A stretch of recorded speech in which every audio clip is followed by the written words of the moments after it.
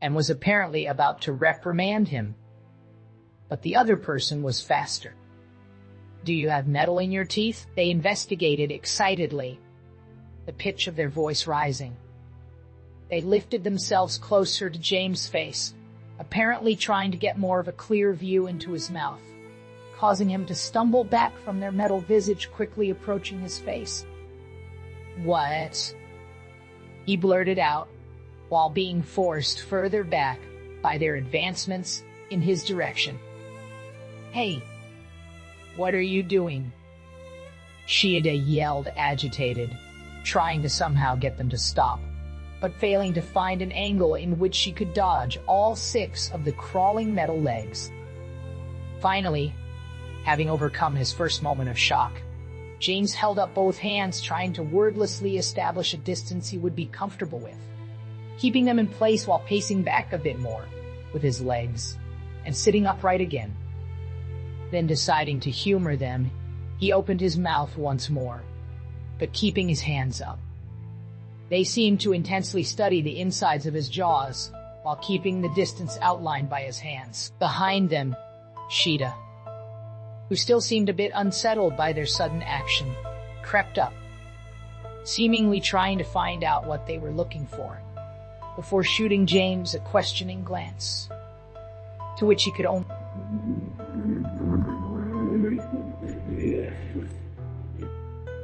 "I'm sure of it. Why is it there? What function does it serve? Were you upset when it was put there? You have to tell me." They started barraging him with questions, guessing that he would be safe now. James closed his mouth up again, trying to process everything they had just said. Metal in his teeth. Well, technically, consisting mostly of calcium, his teeth actually were metal. But he doubted that that was what they meant. But what did they mean? In a sudden epiphany, he asked, "Wait, do you mean my fillings?" They piped up, "So they are called fillings." "What are they filling? Are they wounds? Did you get attacked and the holes had to be filled up again?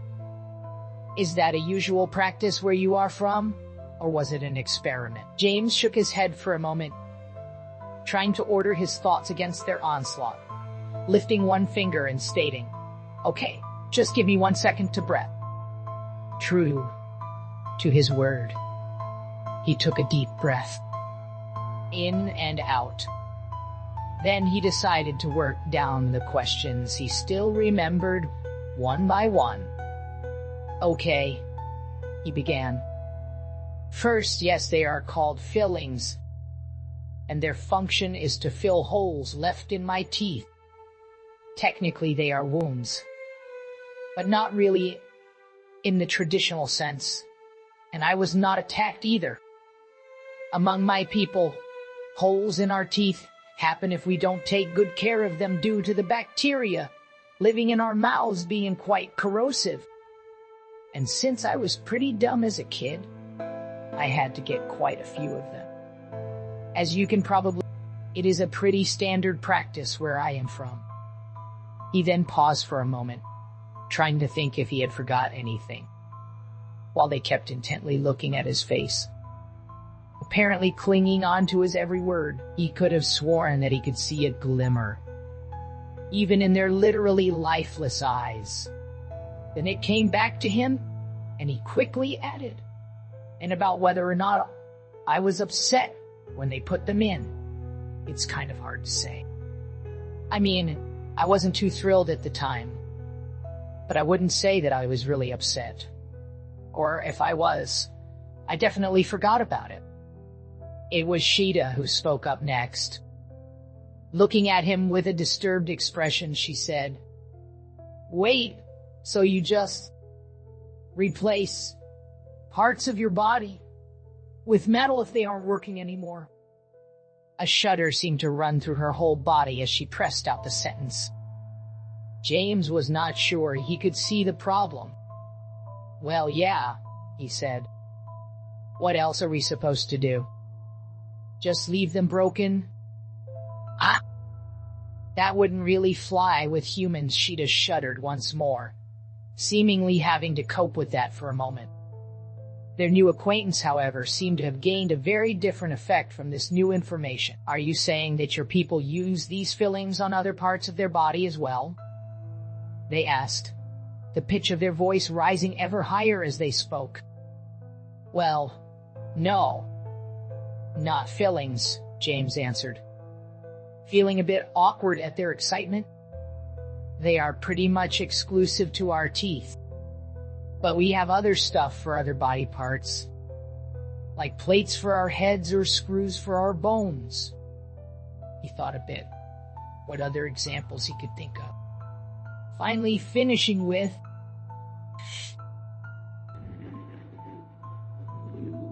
even get a mechanical. 1. The reactions at this statement could not have been more different. Sheeta looked like she was about ready to throw up at the mere thought of letting a metal arm get anywhere near her body, while James could feel the excitement of his new friend radiate out of their robotic shell. Even without any body language to cue, deciding he could not let such a golden opportunity go to waste, he decided to lay it on a bit thicker, continuing with, to be honest, most humans would be lying if they said they hadn't at least once thought about getting a robot arm or leg. Okay, stop. I get it, Sheeta said strictly, lifting one arm to shut him up while violently shaking her head, presumably to get some image out of her mind. Fine, I'll stop. James laughed, waving one hand conciliatorily. But honestly, I don't get why you're being so weird about this.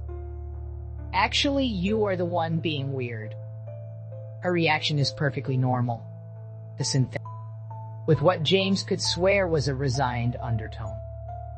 James was confused by that, and he looked over at them and Sheeta investigated. Of course you are the one being weird. I mean, did you listen to yourself? Sheeta said defensively, sitting back and folding her arms. Just replacing part of your body with some machine, something unnatural. It's just not right. That is the general stance on things, yes. The mechanical voice stated carefully. But, if it is any consolation to you, I think your people are great for being so reasonable with their technology. James smiled at that. Thank you.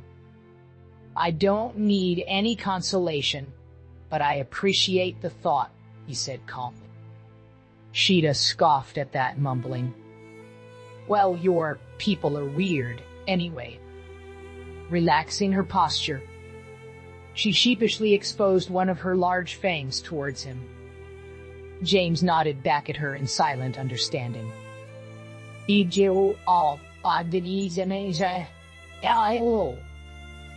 she turned towards the metal body of their new friend and stated, we should get back to the matter at hand. Mainly, what caused that giant explosion? James also looked over at them, remembering their distress at what he guessed was that exact question.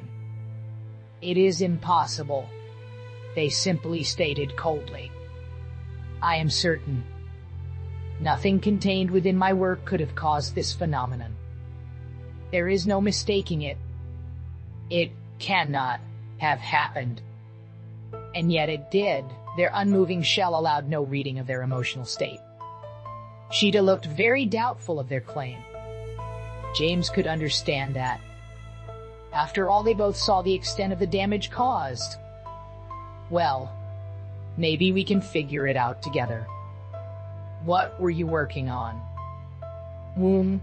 James began, realizing he hadn't even asked their name yet. Completely ignoring his implied inquiry, they answered, I had just started an experiment, testing a new system I am planning to integrate in some of my drones, allowing them to purify and refine materials directly on the surface of the location of harvest using a collective of extremely heat-resistant alloys in conjunction with a new and extremely energy-efficient heating unit I specifically developed for this project, which, in the finished project, will of course be connected with a cluster of photo and radiovoltaic panels, continually saving radiating energy during their voyage through the vacuum, but was in the experiment itself. Connected to an external power source, however, the development is still in its early stages, and the power output by the prototype was nowhere near enough to cause a shockwave of this magnitude. That is ignoring the fact that there is no way it could explode to begin with, because there was no part within the system where pressure could even build up, and also no aggressively reacting components, meaning that James' ears were buzzing as he tried to keep track of every detail they were laying upon them, while Sheeta, on the other hand, just looked lost. What you're saying is, it couldn't have been just some random mechanical failure, right? Sheeta interrupted them in their tension, rubbing her forehead and apparently trying to concentrate on something that wasn't the conversation at hand. Impossible. Machines don't work like that. There's nothing random about them. Every failure that does happen can always reasonably be traced down to an understandable source. They responded agitatedly. But nothing in the machine I was testing could have caused something even close to such an effect. Seeking support, both of them looked over to James, who honestly was completely lost as well. "Don't look at me," he said defensively. "My expertise is Earth biology, not robotics. I'm so bad with electronics that I would have probably managed to blow the thing up somehow." She decided that defeatedly, finally conceding, "Well, it's not that important right now. A thorough investigation will surely clear everything up. Like you said, there should be a reasonable explanation for the whole thing." The mechanical legs of the inventor suddenly came to life, quickly propelling their body towards Sheeta, their face coming to a hold mere inches away from Sheeta's, making her flinch. "Oh, but it is important," they blurted out, their mechanical voice turning low and serious. "If we cannot figure out how the impossible suddenly became possible, anything could happen at any time, meaning nothing would be safe anymore." Sheeta quickly pushed them away from her face with one hand while scurrying backwards, not at all amused by their erratic behavior. "I told you. It will be investigated. No need to get all screwy," she said, standing up and dusting herself off a few meters away from the mechanic. James now also stood up, looking back and forth between the two of them, hoping things wouldn't escalate any further as they glared at each other. Luckily, he did not have to worry for long, because shortly after, a group of the ship's security team had arrived and asked to accompany them to the security wing, where they would be able to give their testimonies as to what had transpired. In the following weeks, the incident became the #1 conversation topic of the ship. And where Sheeta and James had been a curiosity at most, now they had pretty much become famous overnight. Not helping the fact was that they were regularly called back into interrogation by the security team to endlessly repeat their testimonies, which never amounted to anything, seeing that they had really just reacted to things happening around them, without any knowledge of what was happening and how or why. Even worse than them, however, had it the inventor, who James had come to call Curie, shortened from Curiosity, named after the old-timey Mars rover he had once seen in a museum. After they had continually denied his request of knowing their name, stating that they didn't like it very much, he had suggested the nickname, and after he explained its meaning and origin, they accepted gleefully. They had taken the brunt of the attention, much to their dismay. It was, of course, understandable in a way that people would be curious as to what happened that had an entire laboratory destroyed and almost damaged the ship. It was also not unreasonable to first look for answers with the person who was present during the incident and had worked in said laboratory. What, however, was not reasonable was to continually pester them after they had already made their statement, showed their work, and had continually shown how uncomfortable it made them to be constantly asked about. Apparently, many people seem to think that they would somehow gain something from sabotaging specifically their own work and solely endangering their own life. Not helping with people's trust seemed to be their specific situation concerning their anatomy, nor the fact that they mostly tried to keep to themselves and their work. Sadly, overall, the investigation had come up short concerning answers. The laboratory had been sealed up from everyone except the security team, and apparently the source of the explosion could not be conclusively determined. What had been determined was that the strange properties of the fire, easily burning through metal, had been caused by a strong chemical mixture, which contained a highly corrosive substance able to effectively solve metal, as well as some fluid containing a high quantity of loosely bound oxygen, a mixture which Curie had not been working with, especially since it would be especially dangerous for them. Neither the mixture nor its components had been reported missing in any of the facilities working on or with such things, either, meaning they could not have been stolen. Yet, somehow, these simple facts did still not seem to lift the suspicions of some, if not most crew members, off of Curie, which never ceased to annoy Sheeta, even though she wasn't too fond of the inventor herself. She had just finished an especially tiresome shift, during which she had been repeatedly chewed out by Nalzam, who had been getting increasingly agitated by her not caring about being chewed out for some dumb reason like not looking attentive enough. How is that a point of critique anyway? She was plenty attentive. It was just that a single simple task could not as easily consume her entire attention as it could that of some other crew members. The eagerness that she had had to quickly perfect her task had very soon been drowned out by its sheer mundaneness.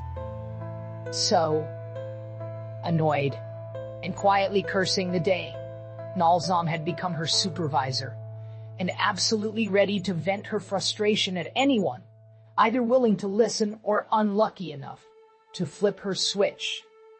She was on her way towards the research wing in Jane's lab, where she had, to her own surprise, been spending a majority of her free time lately. This was not in small amount, caused by it being one of the few places that wasn't her room, where she could have a moment to herself without being constantly gawked at, especially since James had by now realized that not everyone was a pack animal, and thusly had learned to give her space if needed, allowing her to just doze off or otherwise do her own thing, just kind of hanging out in his laboratory.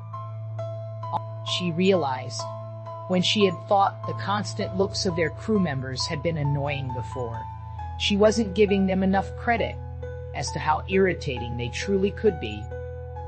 Nearly every single person she walked past stopped to look after her or whisper something to their nearest colleague. She bit her tongue, forcing herself to ignore it. Finally, she stood in front of the by now so familiar gate. Stopping just short of just letting herself in, she thought better of it and loudly knocked on the door. Her ears fluttered a bit as the door did not immediately open like was usually the case. She wondered if maybe it would be one of the rare times James actually wasn't awake and at work when she arrived here. Sometimes she had to wonder if he slept at all or ever did anything but work when she wasn't around. even though she was pretty sure he once told her that his people usually slept for almost entire days at a time. While she was still thinking about when James found the time to sleep, the loud hissing of the door as it suddenly opened made her jump. The metal gate had made way and gave her insight into the big white room, and also at the red, shiny eyes of Curie looking back at her. James, on the other hand, was nowhere in sight. "Hello," Curie greeted, currently standing at their full height, being almost at eye level with Sheeta, and blocking the way inside the laboratory with their long, spindly legs. "Oh, you are here," Sheeta said back, peeking past Curie to see if James was anywhere in the room she could not currently see. "Would you let me come in?" "James isn't here," Curie stated monotonously, not budging from their position. "I can see that," Sheeta replied, crossing her arms, annoyed at the non-answer. "Where's he, anyway?" "He had an arrangement to meet someone for what he calls dinner," Curie stated, once more without changing their tone at all. "So, he sometimes did do stuff." "At least, that was answered.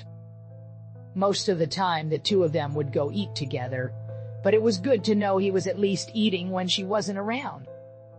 Tilting her head and squinting at the unmoving face of Curie's metal body, she once more asked, "So, will you let me in now?"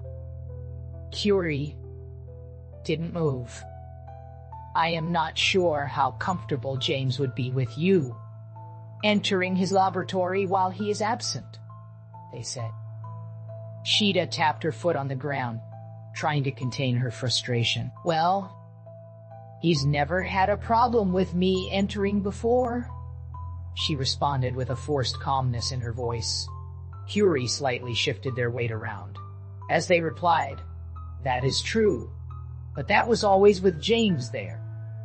Sheeta could feel her tail start to swing agitatedly and started gripping her arm a little tighter, feeling her fingers starting to pinch her skin. "He's also never had a problem with leaving while I was in his lab," she stated very slowly, so that she could force herself not to start yelling at the seemingly daft mechanic. "Despite, you are still in there, despite him not being here, so I don't quite see your point." Curie shifted further around, by now swinging left to right in midair, but still not moving aside. "James has let me in," they retorted quickly, as if to defend themselves. "And usually, James would have let you in too before he left." So close. They were so close to getting it by now, seeing as James wasn't even there.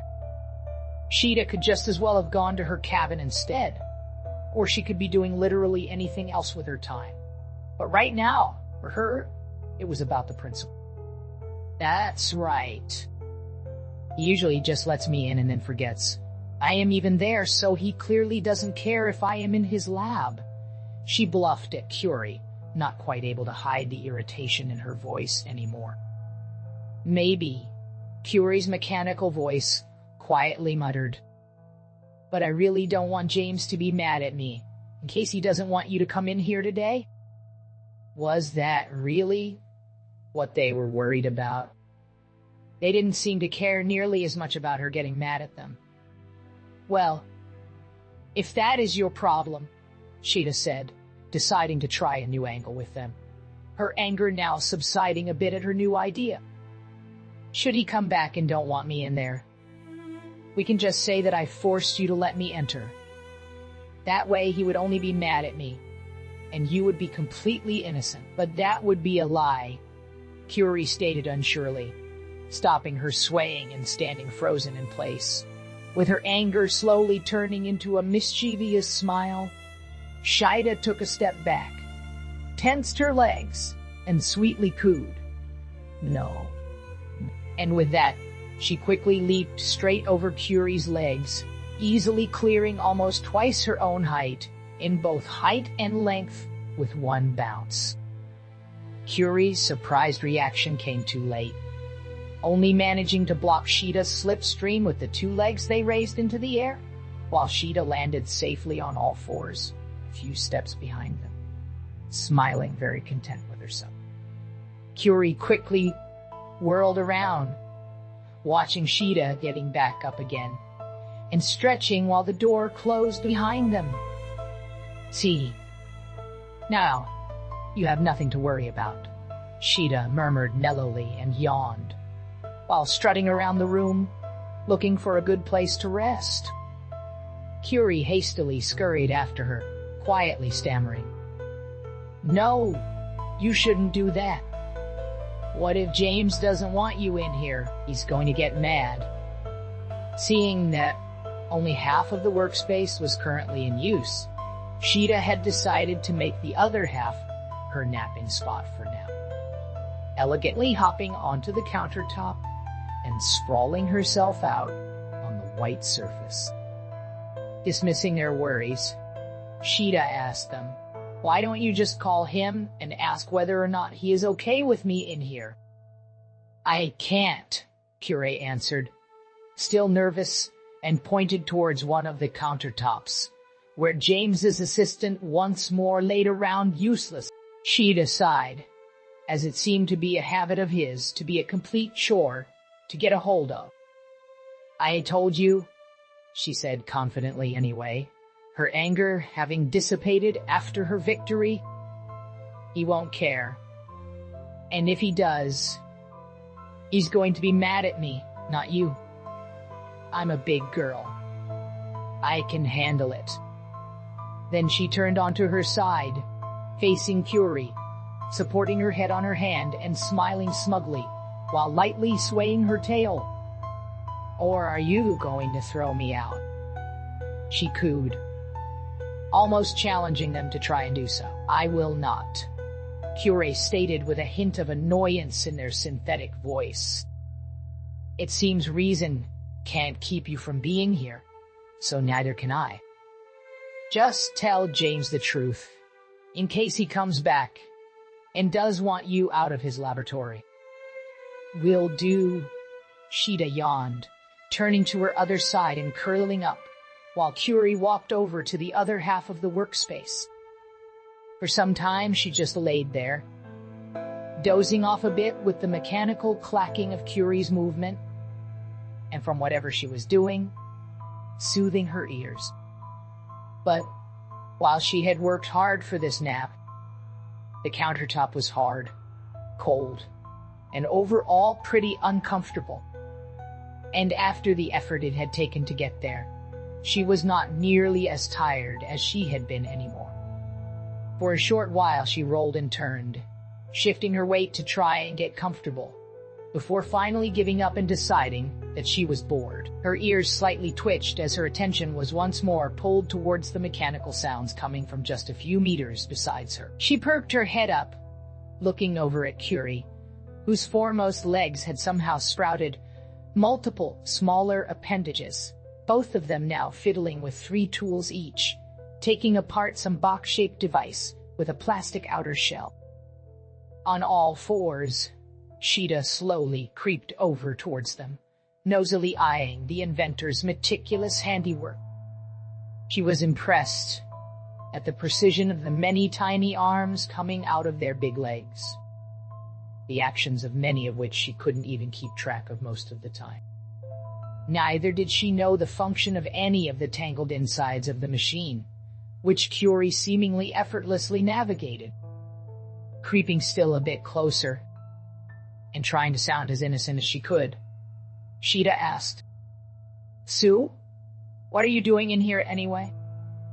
"I am working," Curie stated coldly, without otherwise acknowledging Sheeta's presence. "And what are you working on?" Sheeta pried further while leaning closer to try and make out what each of the little mechanical claws was doing. She had been expecting a sigh or something similar, but Curie just answered in a very matter-of-fact way.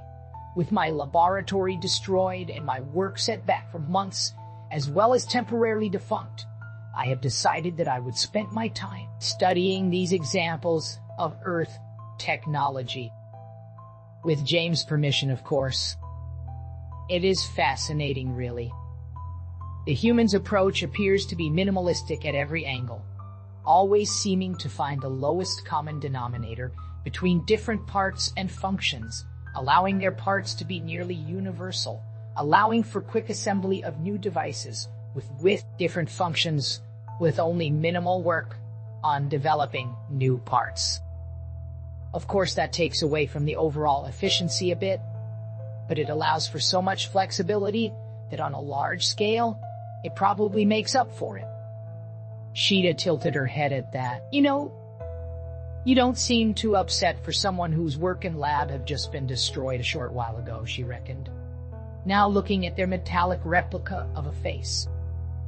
In research, setbacks are only natural. It would be silly to be upset over something that is unavoidable, Curie responded, swapping some of the tools they were using and removing some sort of circuit from the box. She thought about that for a moment. Well, that's one way to look at it, I guess, she replied, swinging her legs around under her to now, sitting down, right next to where Curie was working. But what happened wasn't unavoidable, right? She further inquired, crossing her legs and leaning down on the top one. You said it should not have happened at all. At that, Curie stopped their complicated work for the first time. I could not have avoided it. All my checks were without find, and I had no reason to suspect anything was not like I had planned it. They answered slowly, their small forward hands starting to fidget with each other. This was getting interesting. So you are saying you couldn't have avoided it. But it wasn't unavoidable, was it? Sheeta suspected inquisitively, leaning more towards the inventor. Are you interrogating me, officer? Curie suddenly asked, finally looking up at her. Sheeta snorted. Interrogating you. I am a pilot, not a guard. What would I be interrogating you for anyway? Far as I know, you have already been cleared of all suspicion. Well, in the eyes of the law, at least, she avowed amusedly. Then you are really interested in what I think. As a person? Curie asked, suddenly lowering their voice in both tone and volume and sounding much more serious. Yeah, sure, why not?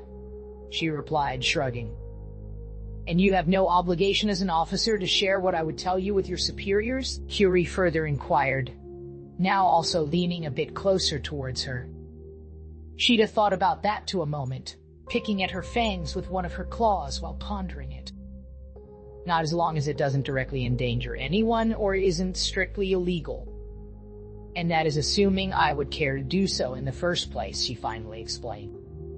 Curie's metal husk stayed completely still for a moment, as they were most likely thinking about what exactly Sheeta's words would mean for whatever they may or may not wanted to tell her.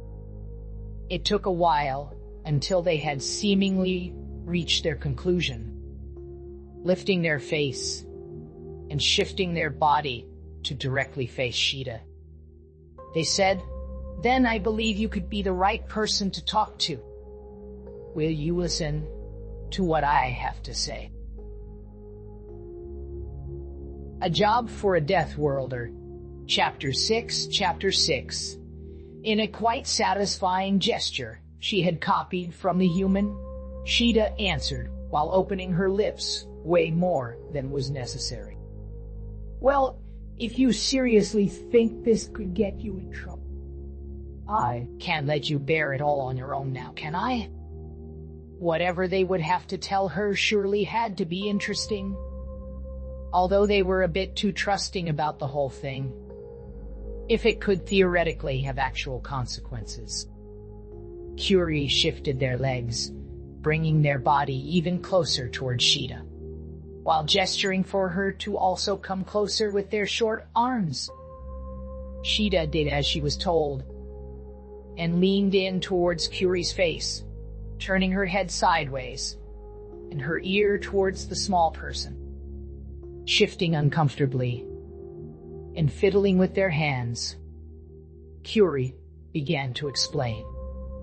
Having adjusted their volume to be no louder than a whisper, but overall much clearer, I will tell you the truth.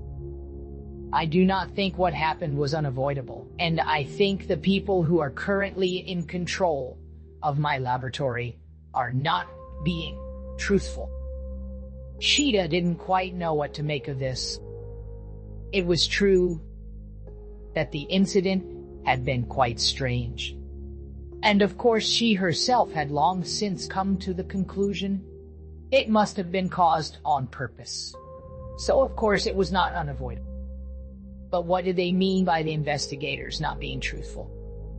What makes you think that? She inquired quietly, shooting them a conspiratorial glance. I have tried to figure it out, and much as I tried, I could not come to another conclusion, their soft voice explained nervously. And Sheeta imagined them wildly, glancing around, if they only had eyes to do so. I do not know why they would do it, but it is not reasonable to figure that they could not find the source of an explosion of such a magnitude. While Sheeta didn't know if that was true, she was intrigued. The tiny inventor usually knew what they were talking about. Mostly since they rarely talked about something they didn't have an absolute abundance of knowledge about. But she felt there was more to their reasoning. Well, let's give them the benefit of the doubt here. Wouldn't it be possible that it has been something put together specifically to be undetectable? Or maybe they actually just overlooked something. As unfortunate as that would be.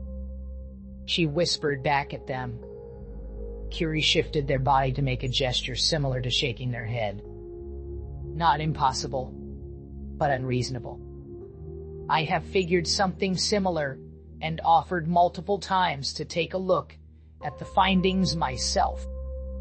I designed the system, and I am confident that I could detect even minor alterations.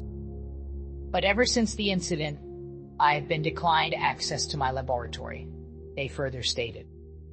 Sheeta shrugged, suggesting, maybe they didn't want you to possibly alter evidence? You said it yourself, due to the impossible circumstances of the incident. I am resolved of all suspicion also. They have already stopped searching for evidence, despite my protest. And, they claimed, stopping short at the end of their sentence. Sheeta's ears stood up straight, and she cried, invigorated. Curie passed for a few more seconds, halted by some invisible barrier. Then they steadied themselves, their hands stopping to fiddle, and instead clenching into tiny fists. With steady voice they said, and any device used for generating an explosion of such proportions, short of using actual explosives, which would leave preposterously easy to find traces, can reasonably be expected to be unthinkable to make disappear without someone noticing. Unless... And suddenly it dawned on Sheeta what they were proposing. Unless no one is around to witness it, right? She finished Curie's suspicion and began to wave her tail excitedly while her grin got wider. So, you are thinking they sealed the thing off and shut you out, so you wouldn't find whatever was used to blow the thing up, and so they could get rid of it without anyone bothering. Did I get that right? A moment they were quiet. Then Curie firmly stated, I think I figured it out. Sheeta let their statement sit for a moment, looking at them with a mixture of curiosity and amusement. Then she pushed herself back with her hands, rolled onto her back, and then catapulted herself onto her feet. Curie had to dodge her sudden movement and now slowly turned constantly facing Sheeta, stride through the room. Sheeta was slowly circling the mechanic, softly smiling at them and waving her tail while keeping eye contact with their lifeless red eyes. Well, if you figured it out, what's the plan now? You didn't just tell me all of this for no reason, did you? She challenged them mischievously. It took Curie noticeably more effort to turn on the spot than it took Sheeta to prance around them, their many legs erratically clanking on the lab's hard floor with each hectic movement. I figured the reasonable path of action would be to somehow gain access to my laboratory, as long as they still have it on lockdown. As I figured that even if it has been weeks since the incident, they would not keep it sealed and further deny access if they had already cleared out the traces of what truthfully happened, they explained, managing quite well to keep the oncoming nervousness of their voice to a minimum. But you haven't figured out how, Sheeta mocked lightly, folding her hands behind her head. Curie confirmed with a nod. I figured I cannot reason with them, so the reasonable solution for me would be to be sneaky about it, they professed, never breaking line of sight with Sheeta. But unfortunately, I have no proficiency in such activities, and you figured I would obviously have such a proficiency, Sheeta reckoned warily. I figured as an officer, you might have the authority to grant me entrance so that I wouldn't have to actually rely on that solution, Curie stated obliviously.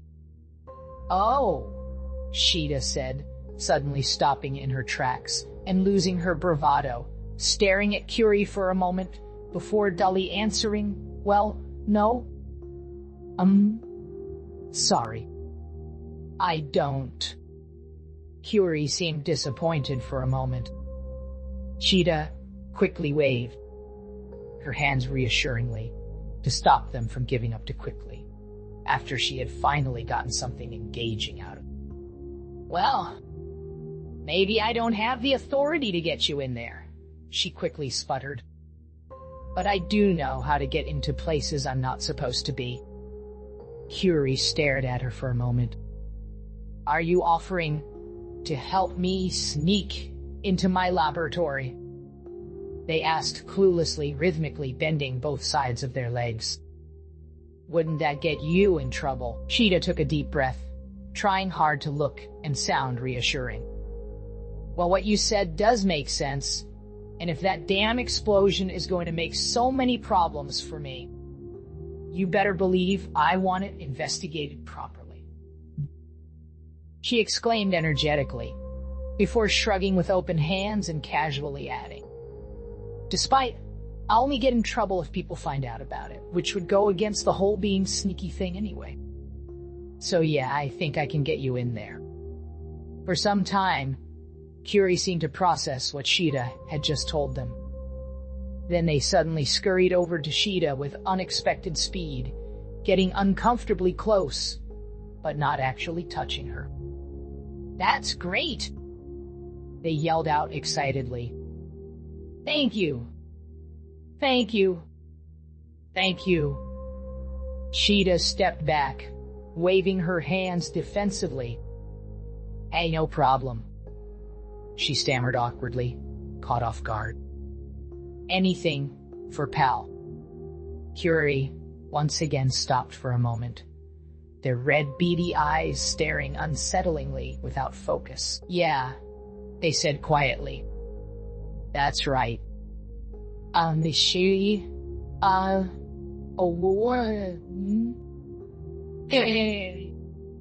They excitedly made their way through the room towards the gate, while Sheeta looked after them, half befuddled, half amused. They got about halfway before realizing they were moving alone, stopping in their tracks and turning, presumably to see what was keeping Sheeta, who had bemusedly crossed her arms and looked back at them with a sly smile. And just where do you think you're going? She asked the excited inventor, staring back at her. My laboratory. Are we going right now? Curie responded with honest confusion in their voice. That reminded Sheeta of a kitten that got so excited for a trip that the thought of even waiting to put shoes on beforehand sounded preposterous to them. And she had to think about that for a moment. Usually, a bit of planning would have been in order. But what could they actually plan? The security on the room was sparse. She had only ever seen one guard standing at the door, which wasn't surprising considering the only people on board were part of the crew, and therefore it wasn't too likely someone would try to break in. Not to mention that some destroyed laboratory probably wasn't too interesting for most people. Well, we can't just go there and barge in, Sheeta told them ruminative, stepping over towards one of the room's walls and turning her back to it, taking in the rest of the room. Or, what did you think being sneaky about it means? If they were back on Danima, she would of course suggest waiting for the cover of the night to do anything secret. But they were on board of a spaceship, and the people guarding the room would most likely follow the usual shift system. So, there would neither be tired guards, nor any darkness to keep them shrouded. So now really was as good a time as any to do it. Despite she was bored anyway, she studied the room they were in for a moment. Curie's lab would have about the same layout as James after all. It only had one door, and that would be guarded. So unless they somehow found a miraculous distraction that was out. But if there was another way in, they would also find it here. You know the labs better than I do. Any idea how we might get in there without having to go straight through the guard? She asked Curie dismissively while scanning the walls. In most other wings of the ship, she would have some ideas of getting around. But the research area had never really interested her too much, seeing as she never had any business here up until recently.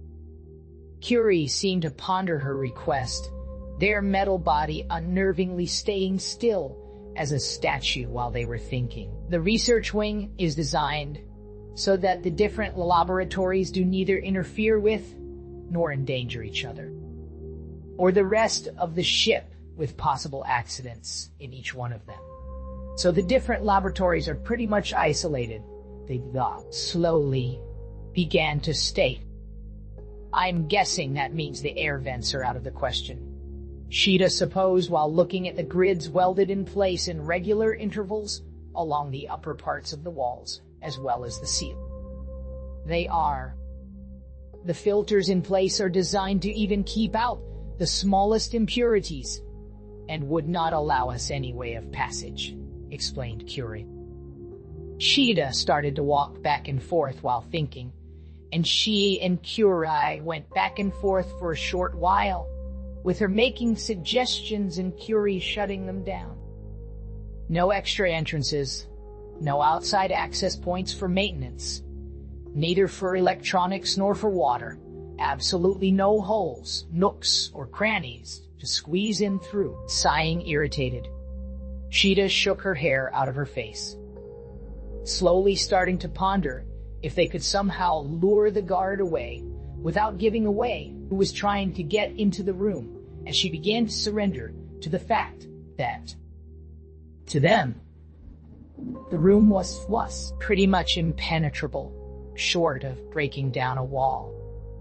Or maybe she would just have to give up on this little entertainment project of hers. Frustratedly, she haphazardly let herself fall backwards, landing on the ground, hard, causing a long thud to echo under her in a low rumble. Then she halted and snapped to attention, a memory creeping into her mind. Maybe the laboratories were designed to be these isolated, impenetrable boxes. But they weren't dealing with just any laboratory, were they? She sat herself up, thoughtfully knocking onto the floor with her fist, repeating the echoing sound under her feet. Say, the explosion and fire did quite a bit of damage to your lab, didn't they? She contemplatively asked while the sound rung through her ears, jumping around between the hull of the ship and the floor of the room underneath them. They said it was even close to damaging the hull. Isn't that right? That is right, Curie confirmed, cautiously awaiting Sheeta's next report. The realization hit Sheeta hard, and she smiled as she had cracked the code. Maybe they couldn't break open the lab right next to a guard, but they didn't have to. It had already been opened.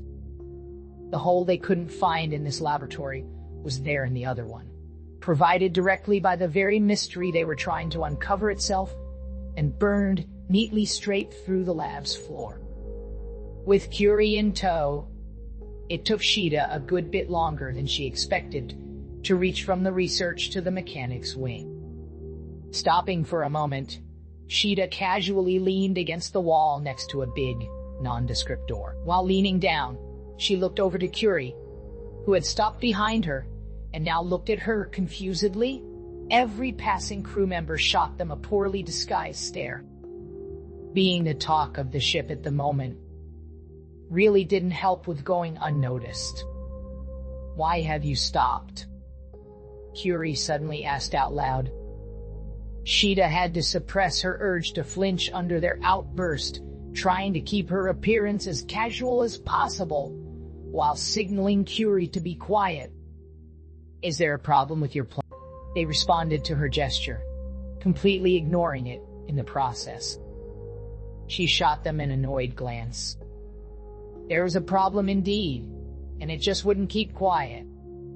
The stares of the people passing by got longer and more intense. She had to think, and quick. Yeah, I don't think it's going to work like this, she replied, letting only a small amount of her annoyance out through her voice. I think we may need to rethink our approach here. Curie was taken by surprise. But you said you had a plan. You appeared to be so sure of it, Curie said, perplexed, and Sheeta was thankful that they seemed to at least have the awareness to not speak about their objective aloud. Well, I was, Sheeta answered, feigning discomfort at her supposed confession. But now that we're here, it just now somewhat dawned on me what we're actually trying to do. Her words didn't miss their mark. Curie seemed to be completely taken aback, and she could by now basically feel the looks of curiosity on her skin. Some people had even stopped what they were doing in order to gawk at the two of them seemingly arguing. But you said you were going to help me.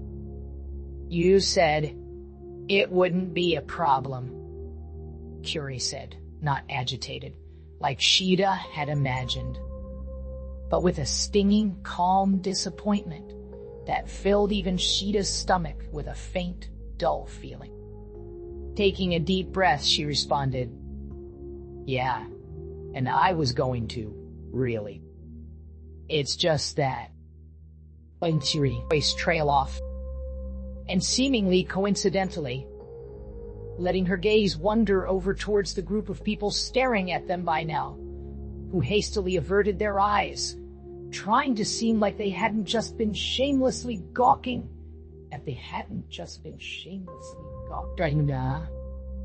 Look, right here is not the place, she then continued, looking back at Curie apologetically. She then turned and quickly opened the door they were standing next to, gesturing inside the dimly lit room. Let's talk this out with some privacy, okay? Curie hesitated for a moment, before slowly doing as they'd been told and skulking into the room, closely followed by Sheeta, who closed the door behind them. That would hopefully give the damn pests something to gossip about, without tuning them into what they were doing. The moment she was sure the door had closed shut, Sheeta turned to Curie, annoyedly blurting out, You know, being sneaky is usually done quietly. What was that about just now? Curie stood petrified at her sudden raise in volume. I don't understand, they said. Didn't you want to tell me what problem there is with your plan? They really were completely oblivious. The problem, she'd agree, is that you nearly blew our cover before the plan has even started. She tried to control her breathing while Curie seemingly struggled to cope with the situation they found themselves in, once more starting to slowly sway left and right where they stood. But you said they tried to defend themselves. But Sheeta wouldn't have any of it. I was trying to find us an inn. She interrupted them, pacing up and down as she ranted. Everyone on the ship knows who we are, so we better be damn careful. Because if it comes out that somebody broke into your laboratory, and we are even an inch out of place while that happens, we will be found out in no time. Irritated, she rubbed her eyes, making a few more lines up and down the small room, while trying to quell her aggravation. All the while, Curie was following her with their gaze, now radiating an aura of unease. But didn't you just say you could not go on with it? Curie further asked confusedly.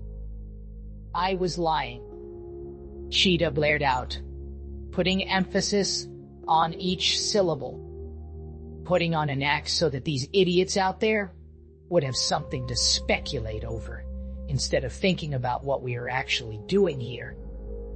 After you had so expertly pulled all their damn attention towards us. Curie stood quiet for a moment. When you told me of your plan, why didn't you explain any of this? They asked, their synthetic voice unable to quiver, yet somehow still communicating their misery. I didn't think I'd have to. Sheeta barked, stopping and turning towards them with crossed arms. It's just common sense. But looking at Curie made her pause. Their posture was completely different now. It was hard to see in the dark room. But in the middle of their small black body hung cowered together, their forward limbs pressed tightly to their torso, forming a sort of fetal position while looking at the ground. Her anger ebbed away while looking at their pitiful figure, and she felt the muscles of her face and arms relax. A far-off memory flashed through her mind. She could almost see the tiny form before her inner eye, curling up and pressing down on her ears to drown out the world around her. I am sorry, Curie glumly stated without lifting their face. I know that I often do not appear sensible. I am no good at many things that come natural to most people. I never meant to cause you any trouble. Sheeta slowly let out a long, heavy breath through her nose. Well, it doesn't matter now. She mumbled dismissively, the numb feeling returning to her stomach. But, for both our sakes, try to keep quiet. Unless I ask you something from now on, okay? Curie nodded slowly and stood quiet as Sheeta went over to the very reason they were in this room in the first place, bending down to a small hatch in the ground and opening it, revealing a number pad underneath it. She quickly put in the general overwrite code she had memorized so well by now that she could have typed it in blind.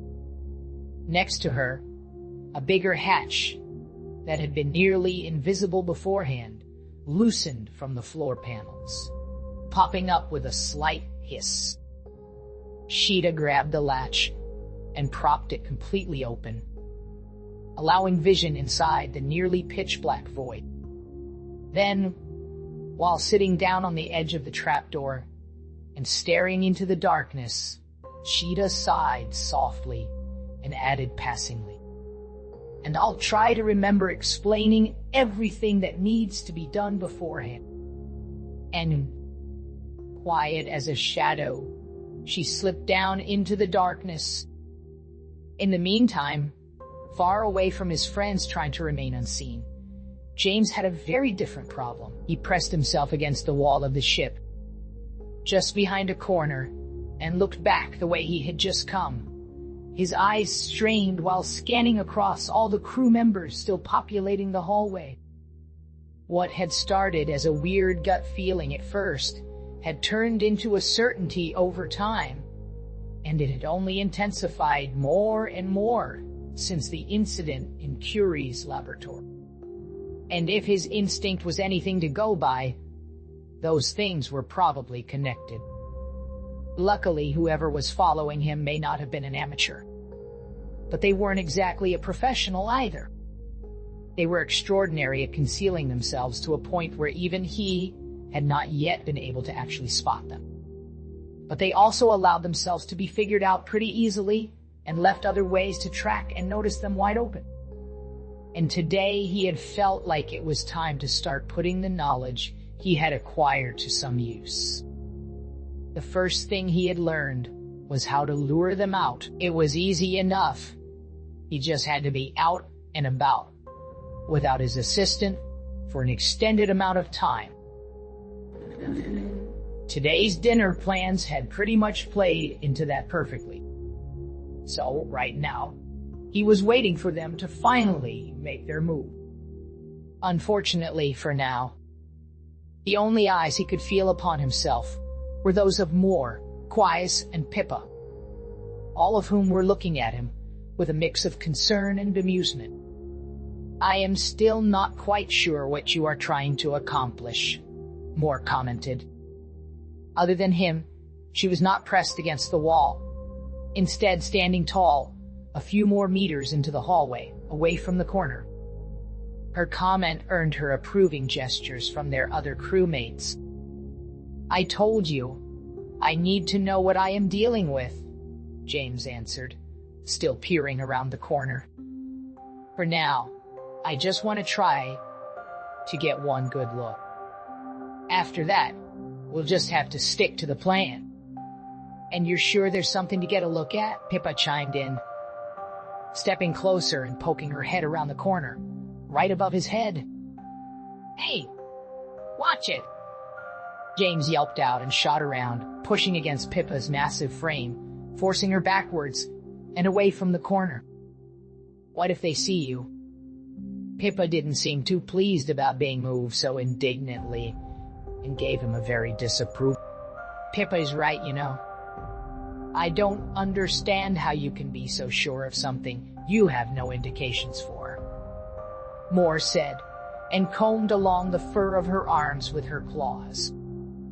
"Call it instinct," James retorted, half dismissive, while maneuvering himself back into his position at the wall.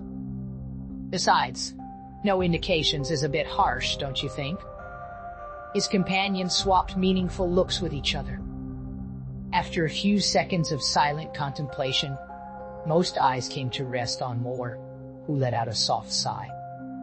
Gently, she stepped over to him and lowered one of her massive claws onto his shoulder. "James, I know you really believe that you are being followed," she stated with a worried undertone. "But from just what you told us, it is hard to come to the same conclusion. It all sounds so insane." Pippa finished Moore's sentence for her, while still regarding James with a look of hurt pride. Moore huffed at that, shooting Pippa a disapproving look, without taking her hand off of James' shoulder. "I was going to say hard to believe," she corrected her, and then turned back to James, lowering her head a bit closer to him. "However, it does sound like all of this has taken a toll on you.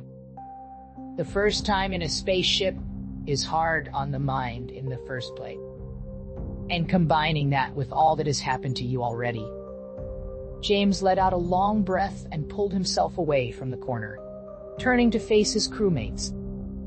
Instead of pressing up, he now opted to casually lean against it. He also let his head fall backwards, so that the back of it softly slammed against the wall with a dull thudding noise. "I am fine," he emphasized. "I'm not going to pretend the past weeks weren't exhausting, but I am nowhere close to losing my mind. All in all, college finals were more stressful than this. But why would anyone be following you in the first place?" Pippa Using the opportunity to skulk past him again, she put her head back around the corner.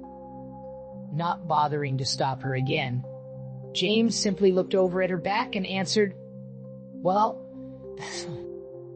that's one of the things I'm trying to find out.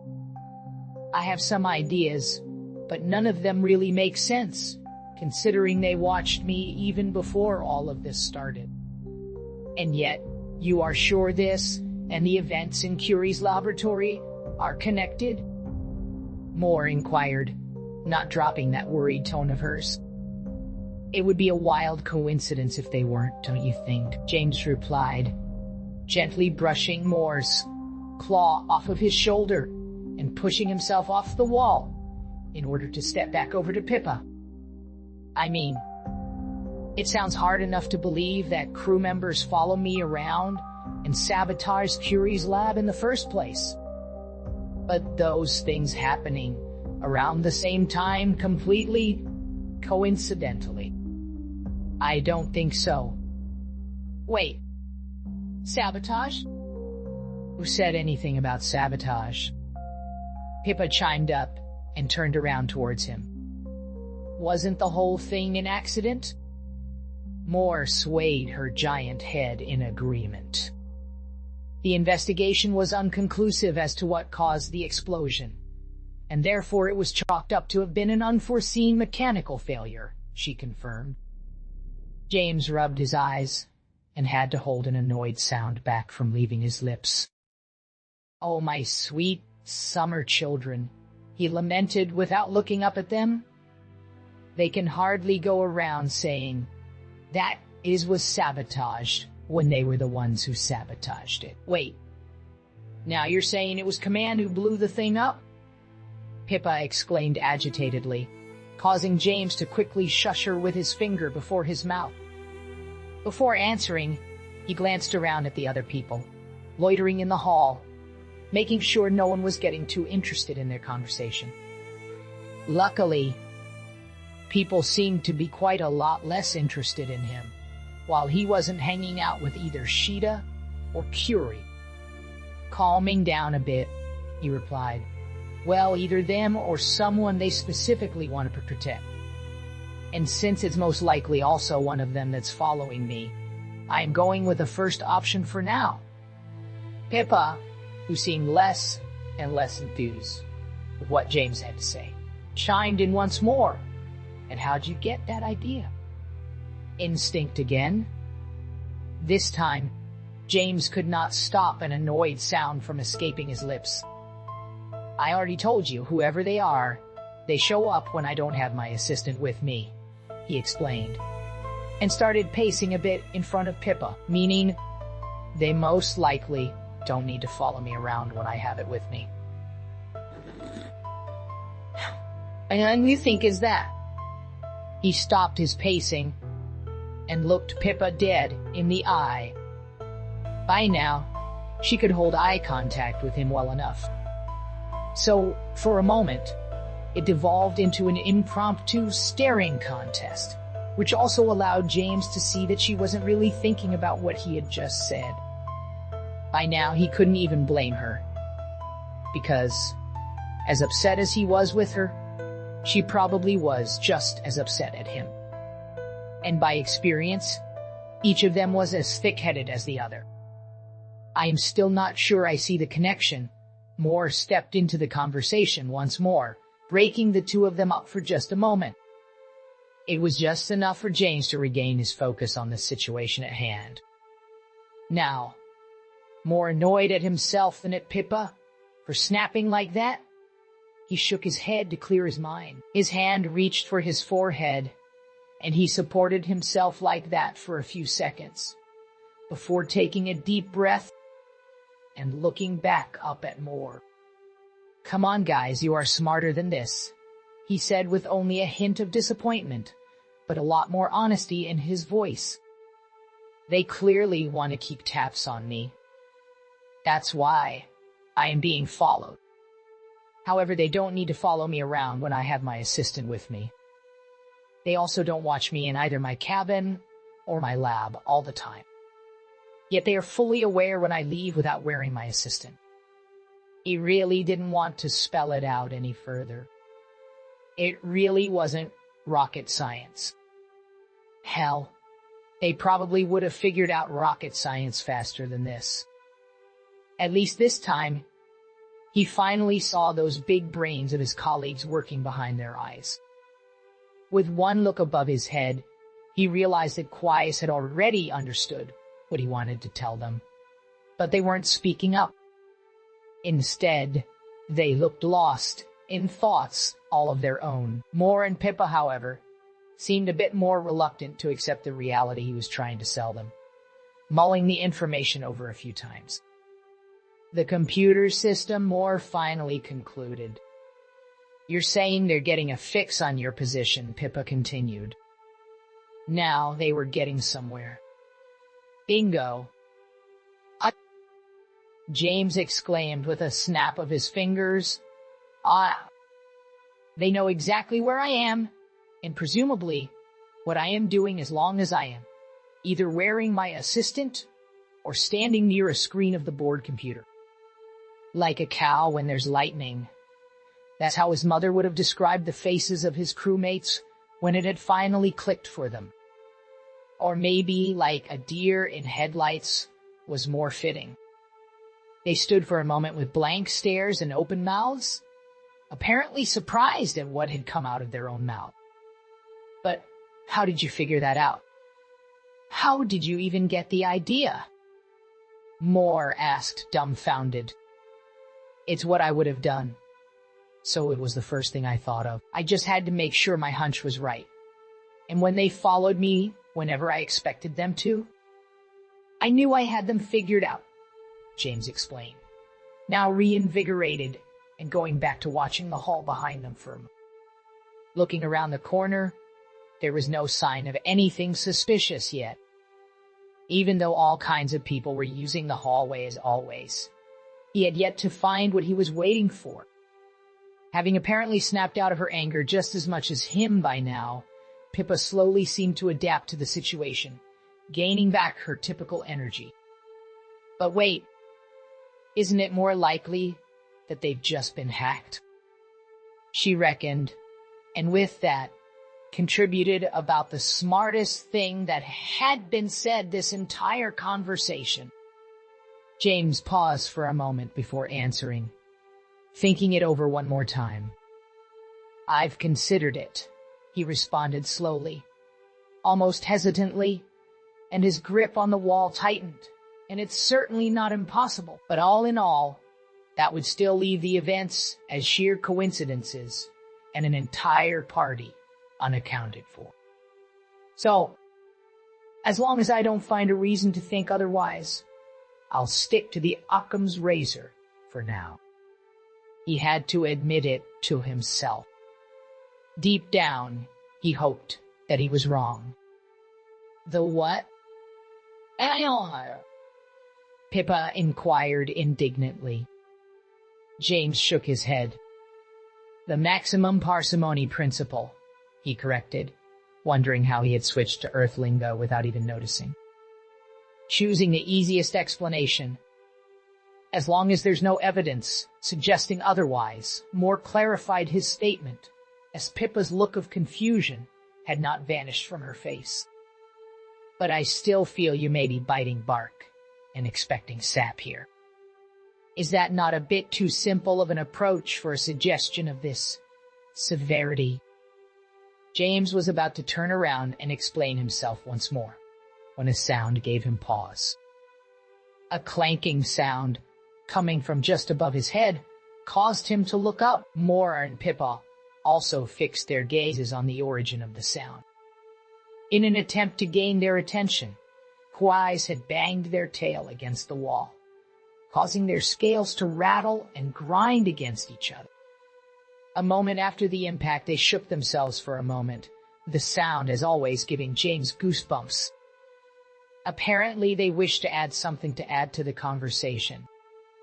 I feel we should trust James with this, they signed, not pausing for a moment between each movement, having apparently chosen their words very carefully before. He has probably thought about this long and hard. I don't think he would be making such accusations lightly. Moore seemed to wish to make a retort, but Quiet stopped her with a surprisingly firm gesture, signaling they weren't finished yet. It also seems to me like James has more experience with these kinds of things than any of us, possibly even all of us combined, making him the expert in this situation. Meaning, just maybe, we should not write off what he is telling us, because we do not like it, they continued, their face unmoving, yet somehow still emanating an aura of certainty that hit all of them like a freight train. Even James stood before them dumbfounded, and could not muster more of a response than, thanks, Quais. He was really glad that someone had his back.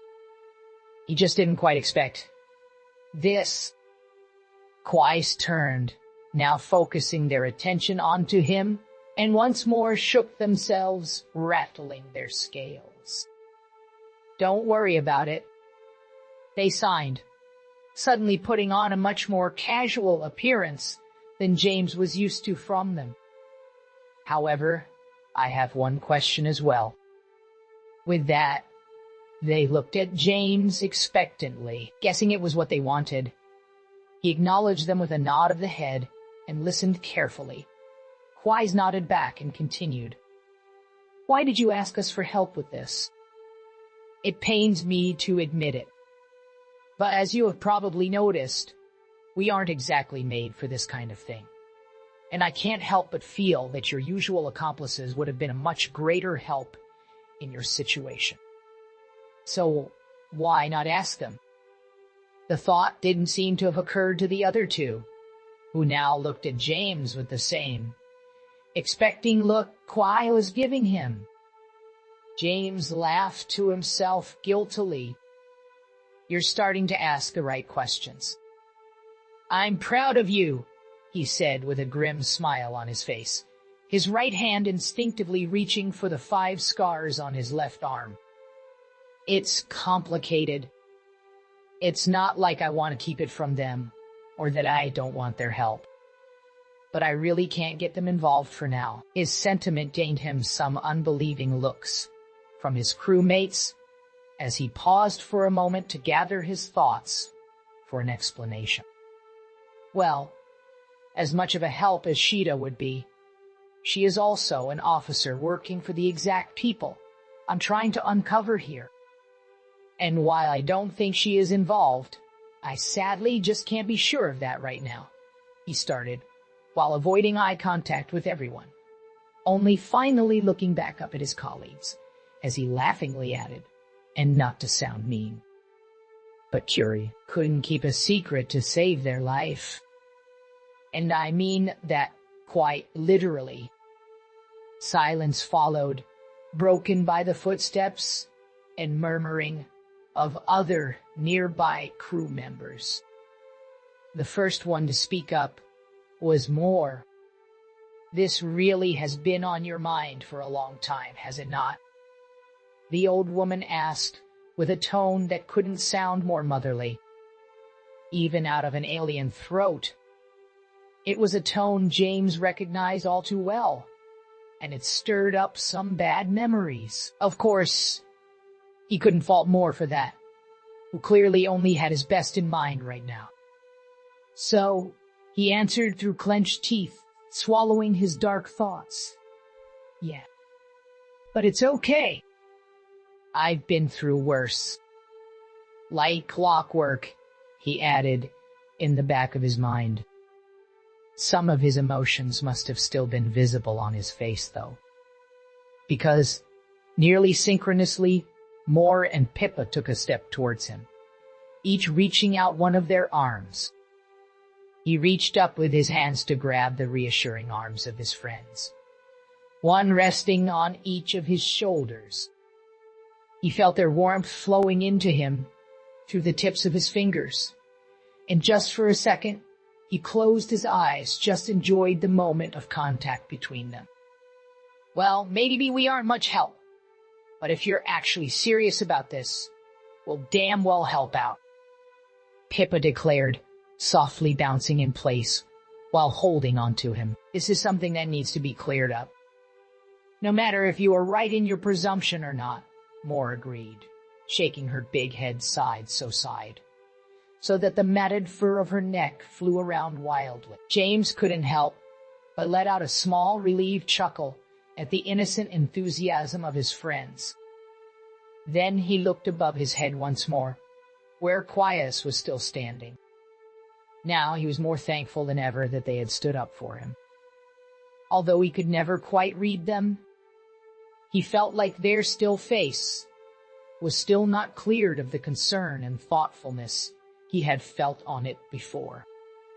But their hands merely signed an okay as they nodded their big head towards him, so maybe he was just imagining it. It was as if a burden were lifted from his shoulders. Something within him, as ancient as humanity itself, lifted him up as he felt the support of his peers and his pack instincts were kicking in. The endorphins flooding his brain now overclocked him into overdrive, and his thirst for action rose sky high, making him jittery and sharpening his senses to the extreme. For once in his life, the timing could not have been better, because only moments later, his ears detected something and his brain rang alarm. This time, it wasn't his lizard brain, which had so often diligently warned him about his persecutor and brought him onto their trace in the first place.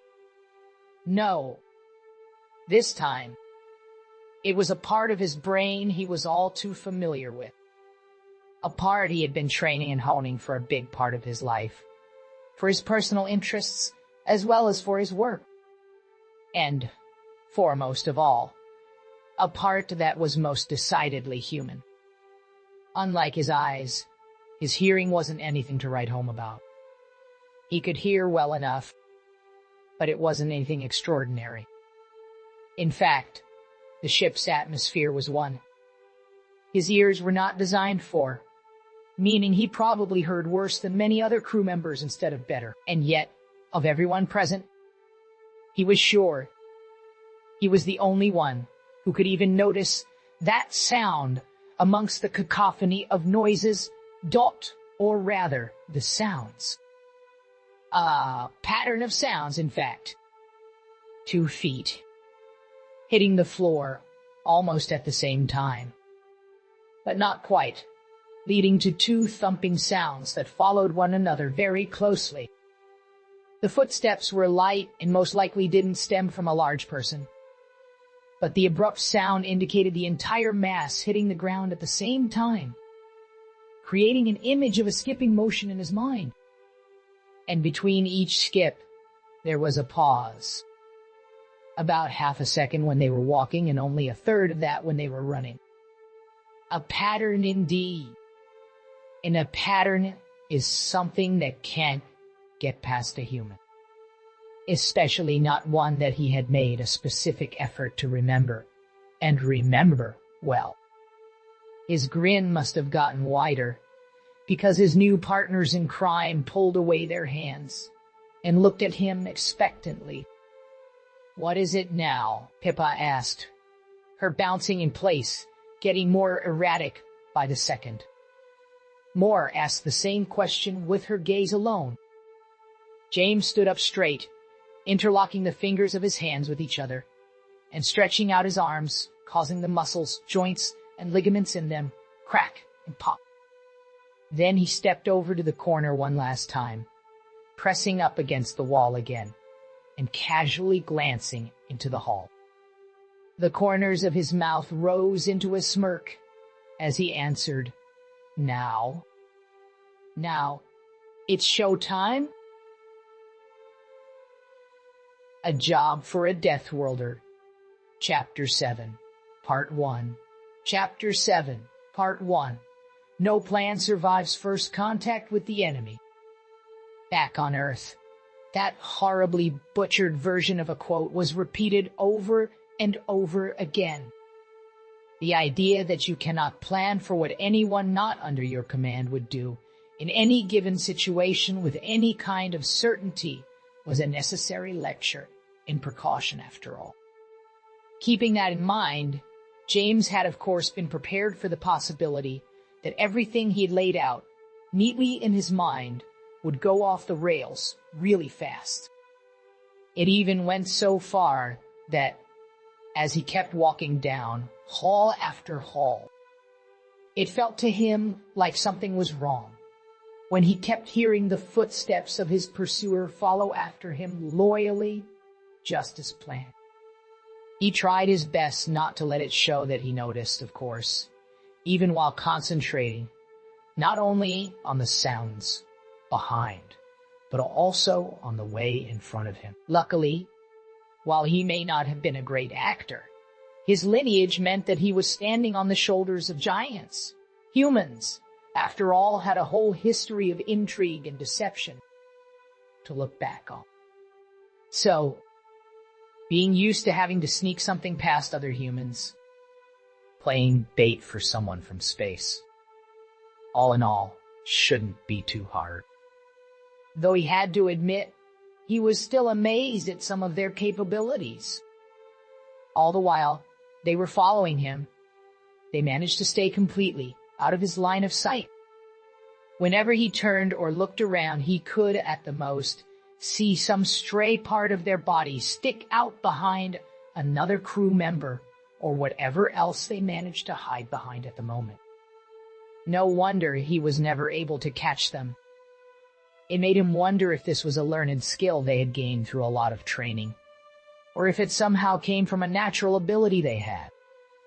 Most likely it was a combination of both. The urge to interrogate them not only on their goals and their orders, but also on their abilities and training, came up within him, and he now had to fight his own curiosity, forcing himself not to look back every few steps to further study the unseen entity. While ducking under the big sheer of one of his crewmates, he also reminded himself to slow down. He had to control his speed, not just to make his little stroll seem as leisurely as possible, but also to give his accomplices, who had a harder time getting around the ship quickly than him, time to get into positions. In the same thought, he also hoped that his hidden acquaintance wouldn't start to wonder why he was almost going in circles, taking the extremely scenic route back to his laboratory. Yet, he apparently needn't have worried. After minutes on end of weaving and sneaking through halls full of unknowing crewmates, none of whom even suspecting that they were currently being used as an asset in the ship's largest game of cat and mouse, James was all but sure that he was, in fact, not the mouse in this scenario. And for the mouse, the trap was about to snap. It was about time for him to pass the torch. As locked together in their little dance, the two of them now entered the research area. Reaching his laboratory in no time at all, he opened the door and entered without looking back. Now for the hardest part of the entire plan, playing the waiting game. But as the door closed with its typical loud mechanical sound behind, the first thing he hadn't accounted for happened. Curie wasn't there. The photometer they had taken apart laid, still in its individual parts, but discarded on the workspace, right next to the equally abandoned tools they had been using. Where could they have gone off to? It was minor, very minor. It basically didn't affect the plan at all. Yet somehow, it made him uneasy, especially since he could do nothing about it now. He looked up to the computer screen on the wall for a moment, and with it, to the camera he was suspecting to either watch him right now, or to start watching him very soon. Either way, he couldn't afford to look suspicious now. As the option of chatting with Curie to pass time was out now, he had to keep himself occupied. So he grabbed his laptop and opened a digital modeling software. Might as well be productive in the meantime, he thought. As it tended to do in stressful situations, time slowed down to a crawl. He wasn't nearly concentrated enough and kept having to redo entire work steps because he didn't correctly input commands or suddenly forgot what he was even trying to do at that moment. Still, he got about done running 3 of his simulations before something finally happened. Something hit his door in a single, loud bang, keeping his excitement at bay as to not alert anyone who may or may not be watching. He uselessly answered the signal, without even looking up from his screen with a loud, "Come in." Of course, nobody came in.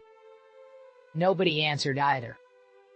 It was perfectly quiet in the room, apart from the fan of his laptop, which still quietly hummed on his lap.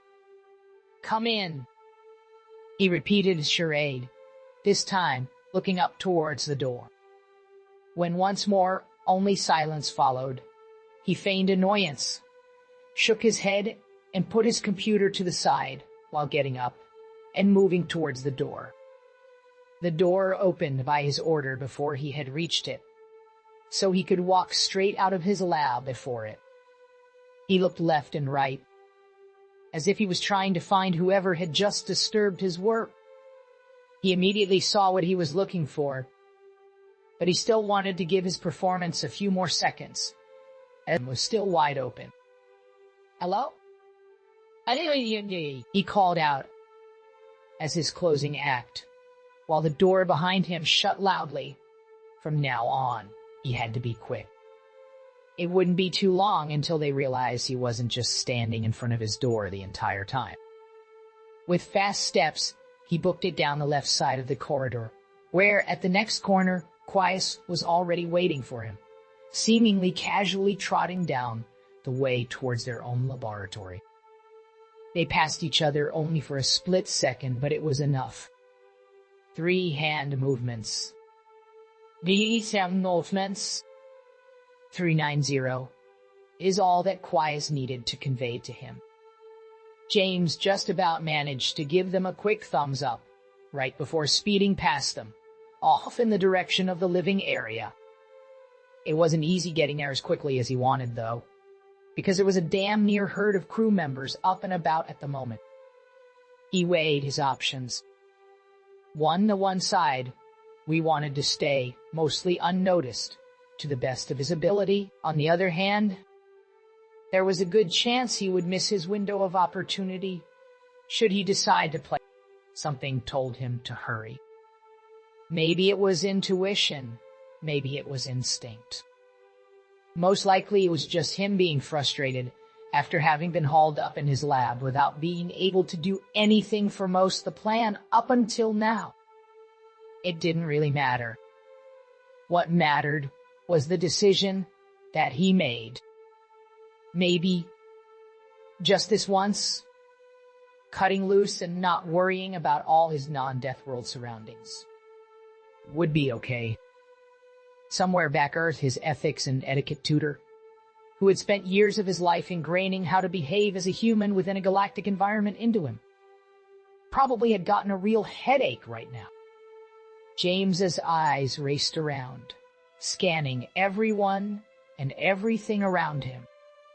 He took in the size, speed, and movement patterns of every crew member close to him, constantly painting and editing a mental map of the ideal path to take past everybody. The low gravity would allow him for a far greater range of movement than he would be able to on Earth, so he had many options. Although, since he still didn't want to endanger himself or anybody else, he discarded some of his more fun, yet reckless, ideas. When he was finally satisfied with the mental image of his route, he stretched and shook his limbs for a moment, in order to loosen them up from the usual control and restraint he normally put onto nearly every single one of his movements. After feeling nice and loose, he went into position. His legs at shoulder width, he put one foot forward, bent his legs, and leaned forward. He took a deep breath using it as his starting pistol. The oxygen-rich air filled his lungs, and he cleared his mind from everything but the task at hand. He felt his heart beating 8 times, his heart rate rising in anticipation. Then he breathed out. With a single strong push of his legs, he was off to the races, catapulting the entire mass of his body forward almost completely effortless. Immediately, all the eyes in his immediate surroundings were on him.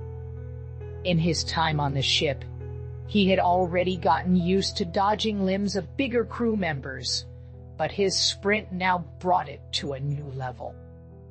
There were many appalled noises and yells as he slipped past some of the giants, every now and then coming dangerously close to hitting them, at least from their perspective. James, of course, knew he was never actually in danger of hitting anybody, even when he sometimes brushed against someone while squeezing through.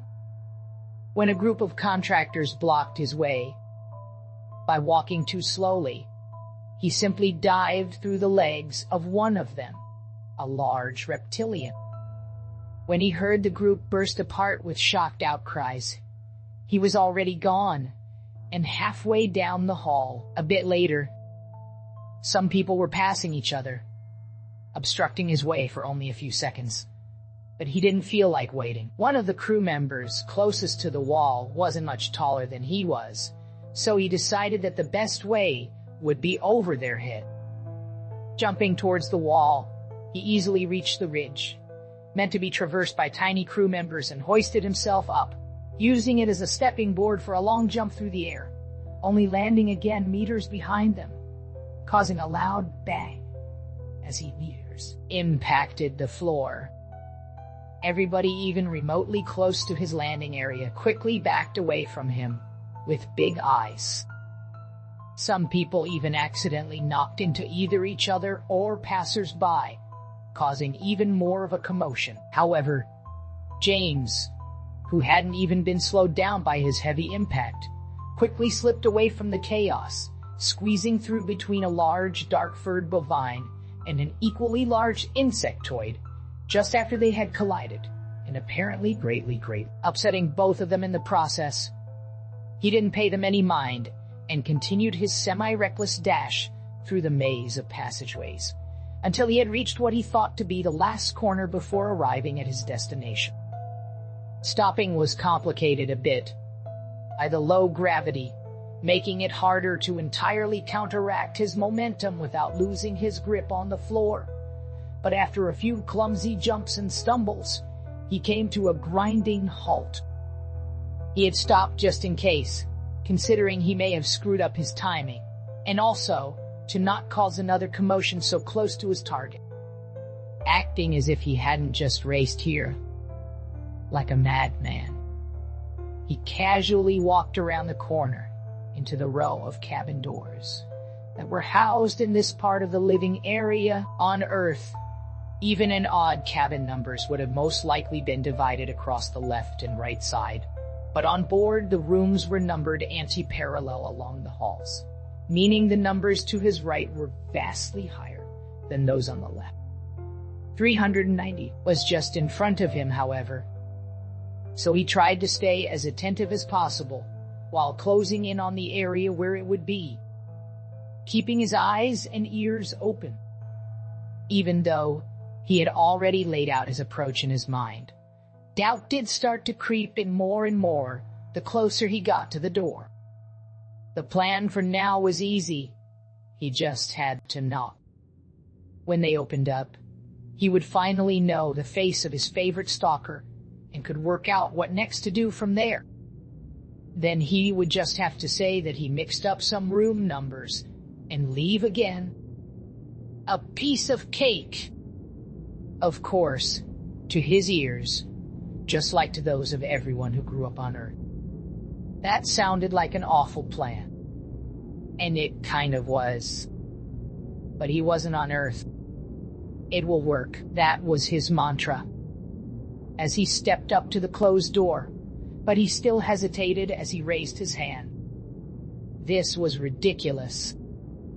A sudden sound from inside of the room furthered his anxiety. It was a voice. Someone was sounding very unhappy. Even though he had already made the experience himself, he was once again surprised how little sound these giant doors actually blocked. Bringing his ear closer to the door, he could even kind of make out the words being said. Would it be in poor taste to eavesdrop on his stalker? Or could you chalk that up to karmic justice? There was probably an argument for both sides. But on the other hand, who would be judging him but himself? He let his hand sink back down, and instead leaned into the doorway, excited that he would be the fly on the wall this time. And what do you want me to do about this? The voice came out of the room, very quiet and very muffled, but just clear enough to understand. The constantly slightly changing volume and the agitated pitch, combined with the soft sounds of footsteps, made for an image of someone pacing the floor while talking. They got quiet for a moment, presumably listening to someone unheard answering their question. Sadly, the other party was too quiet to be heard from James' position, if they were audible at all. Therefore, he could only rely on one side of the conversation to try and piece together what it was they were arguing about. That is not how this works, and you know it. The unhappy voice exclaimed at their interlocutor, after having apparently gotten an unsatisfactory answer to their inquiry. Just because it was his lab doesn't mean this suddenly becomes my responsibility. His lab, huh? James thought to himself. Now who could that be? Another moment of silence indicated another reply from the unseen contributor. I don't know. Just tell security or something. The voice then rang out once more, going quickly up and down in volume as the frequency of its user rose. The next response seemed to be longer, since the silence lasted for quite a while. James did have to admit, he was almost disappointed that they weren't talking about him specifically. After all, he was the guy they had been stalking for a month now. They could at least have the courtesy to satisfy his curiosity. That's not my problem. The voice came forth once more, slowly getting closer and closer to actually yelling at whoever was bothering them. My task is the freak, and only the freak. I don't care about his coterie. Now, that wasn't very nice, James thought, somewhat more amused and insulted at being called a freak of all things, considering the colorful mix of people on board. He also wondered who exactly was considered to be part of his coterie. He leaned in and so slightly closer as he felt things getting really interesting. Listen, my job is already hard enough as it is. The guy is behaving like the galaxy's deadliest toddler, running around without rhyme or reason at all times of the day and making me chase after him. The beratement of the voice continued. Apparently they were interrupted at that point because, after having presumably paused for breath for a second, they stopped with an annoyed sound. Instead of continuing, they tirade. And obviously they weren't too happy about that, because after the moment of silence, during which they had listened to whatever was so important, that it couldn't have waited until they were finished, their tone had changed from kind of upset to full-on infuriated. And what if they do? They could blow the thing all over again for all I care. That still doesn't, they yelled out. However, their wrath wasn't built to last, as from one moment to another, like someone had flipped a switch, their entire infliction changed, as they now, with a comparatively meek tone, said a sentence that nobody ever wanted to say. "What do you mean, oh?" A moment of silence followed, after which they instantly kicked into gear and came towards the door, wildly ranting about something that James couldn't concentrate on. He had only just enough time to take a half step back and raise his hands to a pretended knock as the door loudly burst out in front of him. The occupants' eyes widened considerably, as they not only had to abruptly stop in order to not run into him, but presumably also realized who they had almost just run into. James put on his best surprised, shocked expression as he too took a step back. In front of him stood what he guessed to be a macrosolite of sorts, standing just a little bit shorter than him, with an untypically long, sleek body. Their fur was blonde, with a white pattern across it. Their large, almost completely black eyes were about as wide open as they could be as they stared into his. And in something that was presumably akin to a nervous tick, they wildly moved around their trunk, which was about the size of James' forearm, with an unsettling wet sound. "What are you?" They started a sentence, probably stopping themselves just short of actually asking him what the hell he was doing there. James decided to roll with it, however. "A human, if you need to know," he answered indignantly, pretending to be offended by the question. Then he feigned a bout of confusion and took a few steps away in order to look at the plaque showing off the cabin number. There he also saw the name of his new friend for the first time, Officer Reprig. Interesting. His unknowing opponent in this battle of wits stood almost completely frozen in place. Striking his forehead with a loud smack, James let out a groan. "Well, I'm an idiot. I'm at the wrong cabin," he said to no one in particular. Still playing on being upset, he started walking away from the cabin, mumbling a brief excuse at the terrified, oversized critter. As he had planned, they carefully began to follow him right as he got out of sight.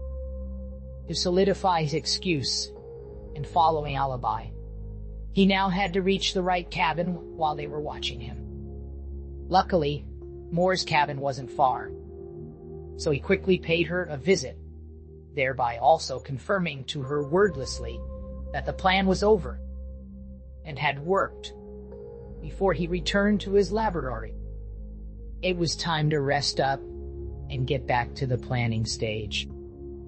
As he returned to the large empty room, Curie still had not come back, their work still laying unchanged from the moment he had left. Seeing that, he began to wonder, mulling over what he had heard earlier once more. What could it mean? His thought process was interrupted, however, as the silence was broken by faint sounds. At first he was going to just dismiss it and keep thinking until he realized they were coming from the ground. All confused, he sank down and put his left ear on the floor. He felt it more than he heard it, but it was there. And not only could he hear the sounds, but he also quickly realized he knew those sounds. In fact, he knew the pattern of sounds. One metallic clank vibrating the ground after another, and the pieces fell into place. Author's note: Part 2 will be uploaded immediately after Part 1. I had to split it since I'm not dealing with Reddit's shenanigans today. A Job for a Deathworlder. Chapter 7, Part 2. Chapter 7, Part 2. The room between the hull and the deck was a comparatively small space, which meant it still had enough room for Sheeta and Curie to stand up, but would cause problems for anyone bigger than them. The floor of different rooms formed a weird mosaic of shapes above, each floor being fitted so that the gravity would be the same in every position. Each room was connected to the hall with multiple fixed support beams. Pipes and cables connected to the different appliances in each quarter and workspace came out of the floors, snaking along their underside and up into the walls, forming a mess of pathways connecting the rooms with each other and to the ship's core, where the power was being generated and water as well as waste were stored. They had to duck, weave, and climb between metal pipes and rubber isolated cables as they sneaked on through the darkness. With soft steps, Sheeta traversed the dark space, all the while hearing the muffled footsteps of crew members above and the clanking of Curie's metal legs behind her. Suddenly, Curie's synthetic voice rang out, quietly whispering, but piercing in the silence of the empty space. "Say, do you control your tail consciously, or is it more of a reflex?" they asked while following her through the darkness and apparently staring at her rear. Sheeta figured they could probably see in the dark just fine with their mechanical eyes. "What? Where there?" she quietly hissed back at them. "Can we talk about this some other time?" "Oh, right, sorry," Curie replied quietly, only to then pipe back up after a few seconds. "What about your ears?" Sheeta shushed them, shaking her head annoyedly. They slowly crossed the dark space, and every few seconds, Sheeta had to block a new intrusive question from Curie, who seemed to simply be unable to contain themselves. Sheeta really hoped they couldn't be heard through the floor, like they could hear people walking just above their heads. Finally, something changed. Sheeta sniffed the air. It smelled of soot and smoke. They were getting close. And while Sheeta was confident that she could orientate herself just fine, even in the darkness, it was probably time to step back a bit. "We're almost there. You take the lead from here," she told Curie, making way to let their wide frame pass her easier. Only a few moments later, they had found the gaping hole left by the fire that ravaged the laboratory. It had been weeks since, yet the smell of the chemical fire was still lingering. And even down here under the floor, dried remains of the thick foam they had to use to extinguish it caked the ground and support beams around them. The laboratory lay just as dark as the crawl space underneath, so it was unlikely anyone was guarding the inside of the room. Without hesitation, Curie had lifted themselves up into their old workplace, and Sheeta could hear their steps clanking around above her head. It took her some more effort than Curie to climb into the room, since she had to lift herself quite high and had to be careful around the sharp and porous edges of the breach. She also really hoped Curie would keep quiet, while only the poorly repaired lab door, which had simply been somewhat hammered back into form, was standing between them and being busted. Sheeta couldn't see much in the dark of the room, but the damages to the walls were still enormous. She could feel excitement rise up in herself, fueled by a morbid curiosity as to what actually happened here. Sadly, she had to admit it to herself that she probably wouldn't be of too much use in actually finding out so she decided to let Curie do what they had to do and stay out of their way for now, opting to stay near the door and listening for any signs that they had been noticed. Curie rummaged through the room with a quiet precision they had not shown up until now, surprising with how completely focused they were. Each of their movements had purpose. Each second they spent calculated. They lifted different parts of debris and inspected them before laying them back down. They seemingly followed trails that Sheeta could not see through the room, until they found what they were looking for, immediately ignoring it once they had it identified, and instead turning towards the next thing, catching their attention. Their foremost legs had once more sprouted the tubes ending in small mechanical hands, precisely handling everything that they studied. Sheeta sat in the dark, listening to each tiny sound coming from either Curie or from outside the door. Thankfully, the guards seemed to be fairly unenthusiastic about their position. They seemed to be fully content with their role of staring at the wall opposite to them, unmoving, and probably growling and glaring at passers-by who lingered or gawked for too long for their taste. The thought amused Sheeta slightly, but she still stayed on guard. Curie, on the other hand, did not seem concerned at all about being discovered. Sometime into their investigation, they began making longer pauses between each of their action and re-examining some of their previous finds, most likely starting to connect the dots of each of their findings. When they had already spent minutes in the room, Sheeta's ears twitched as she could hear something change. The walls and door, as well as the general ruckus in the halls, muffled them. But she was sure that she could hear voices, seemingly right in front of the door. Was somebody talking to the warden? She could not make out what was being said, but one of the people talking, who she presumed was the guard, definitely didn't sound too enthused about the conversation. It almost sounded like they were reprimanding someone. She didn't really get time to ponder that, however, because finally, Curie stopped in their tracks, turning and glaring towards her through the dark of the room, still holding multiple items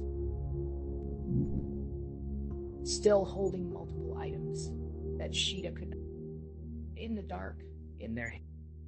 Not wanting to make a sound, and hoping they could see her well enough to interpret it, Sheeta signed towards them. "Are you done? Found anything?" Curie was silent for a long moment.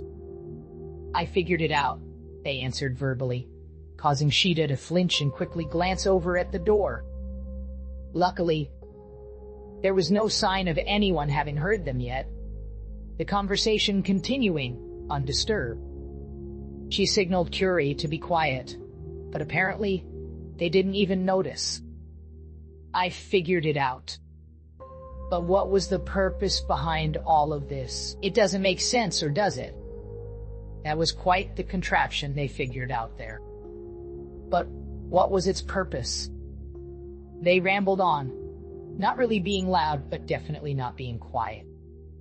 Obviously having either completely forgotten or paying no mind to the position they were in. What could the reason behind such needlessly complicated actions be? There has to be a train of thought. But what is it? Agitatedly, Sheeta hurried over to them, trying to shush them all the while. "Be quiet, damn it," she whisper-shouted, trying to gain their attention with waving hands. "Please be quiet." They had to go, and they had to go now. Sheeta struggled to find a way to somehow coax Curie's spindly form around, trying to get them to let her lead them back towards the hole in the ground. But she found no ground trying to push any of their limbs, the legs just quickly moving out of the way each time she so much as touched them. And trying to move their body would only shift it slightly to the side. Then she heard the thing she had been dreading. Something was stirring in front of the room. The guard had become active, and she could hear them getting even more agitated and shouting something, although she could not make out what it was. She could very much guess, though. "We have to go," she urged Curie, glancing back at the door. Meanwhile, the guard seemed to get more and more agitated, starting to yell more. But Sheeta wasn't listening. She was only trying to somehow get Curie to move, or at least snap out of their ramble. Then, a cracking and hissing sound behind her made her eyes widen. The door was loudly announcing it was going to open, pneumatics struggling to move the barely repaired and crumpled metal into place. A small stream of light immediately began to shine through the first crack in the door, lighting up a small, vertical line across the lab's wall that was slowly getting wider. Sheeta saw the light's border slowly creeping closer to her body as the door opened wider and wider, and a now clearly audible and clearly unhappy voice thundered through the crack. "I don't care what you say. I definitely heard something in there." She could hear the sound of shoving and stumbling, along with a very quiet thud. Cursing under her breath, Sheeta realized that, Curie or not, it was now too late to get back into the crawl space before the door would open, and they would be busted.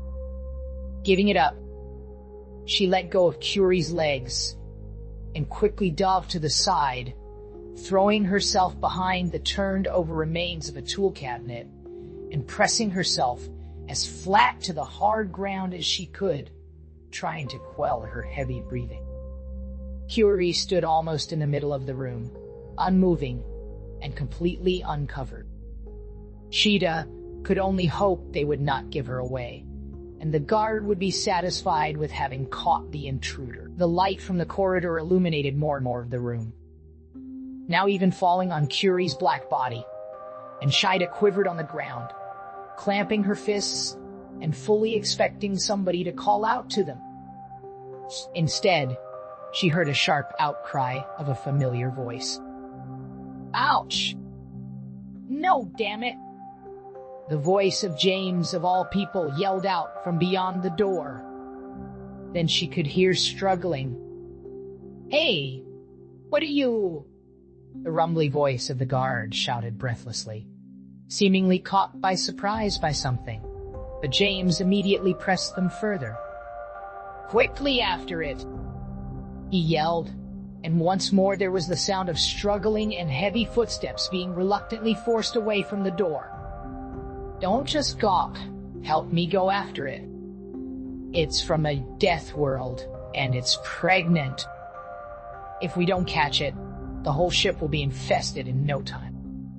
That seemed to get people moving. The door kept slowly opening, but Sheeta could hear that no one was paying attention to it anymore. A cacophony of footsteps. Instead, running away from the door, presumably after whatever James had let loose upon the ship. Sheeta thanked her lucky stars as she risked peeking up over the debris. Indeed, nobody had reacted to the door opening and fully revealing Curie, who was still standing out in the open. But now, with the light shining in their eyes, they were apparently snapped out of whatever fit they had been throwing. Sheeta could imagine them blinking in the light if they only had eyelids, deciding that fate had probably made its choice, and it would be now or never. Sheeta jumped out of her hiding spot, making a mad dash towards their exit. Curie piped up as she passed them. "Sheeta!" "What?" they asked. But Sheeta completely ignored them, crossing the lab in record time and practically diving into the crawl space, immediately starting to make her way out of there and back towards their escape. Behind her, she could hear Curie starting to follow after her, continually asking what was happening and why she wasn't reacting to them. Only after she had crossed the distance of more than an entire cabin block, Sheeta finally slowed down and exhaustedly leaned against one of the support beams. Her chest rising and sinking with each heavy breath, she threw her head backwards. It took a while for Curie to catch up to her again. Their black form crept through the darkness with the metallic rattle of each of their steps slowly forecasting their approach. "Oh good, you finally heard me," they said as they caught up to her. She had, but that's not why she waited. She was actually just wounded. She had half a mind to just tell Curie off, but thought better of it, just clicking her tongue annoyedly instead. So, are you finally back to reality? Done with whatever it was you were doing? She hissed at them, glaring at their silhouette through the darkness. Remember what we said about being quiet? Well, you said to be quiet, unless you asked something of me. Curie answered plainly, and the findings were too fascinating not to share them with you. But I figured that you most likely couldn't see me too well in the dark, so I figured that signing wouldn't be the best option to communicate what I had to say. Had Sheeta not known Curie, she would have called them a smartass. And it didn't cross your mind that people would probably hear you, did it? She asked, exasperated by talking to the galaxy's dumbest genius. Oh, right. I'm sorry. Curie answered so plainly that it would have been impossible to sound less sincere. As annoyed as Sheeta was, all she could do was sigh in defeat. After all, what Curie said was technically true, even though it only made sense in their own little world also. She had by now figured that it would be absolutely pointless to get upset at them. Instead, she would focus on the one thing she knew Curie would actually react to sensibly. So, what did you find out? She asked, while slowly extinguishing her anger and, having mostly caught her breath, continuing through the dark space. Curie, excitedly, began to relate their findings while following her through the darkness. It is fascinating, really. Took me some time to figure it out. Of course, I didn't have much time to prepare, and didn't really bring along the right equipment. So I couldn't actually conduct many tests I would usually have done. They began their utter.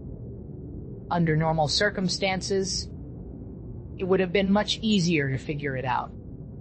So I am still reasonably convinced that the team conducting the research should have been able to easily figure it out. Sheeta stopped and turned towards them for a second, looking them directly in the face and sternly saying, Curie, the point, before turning forwards again and continuing on her way.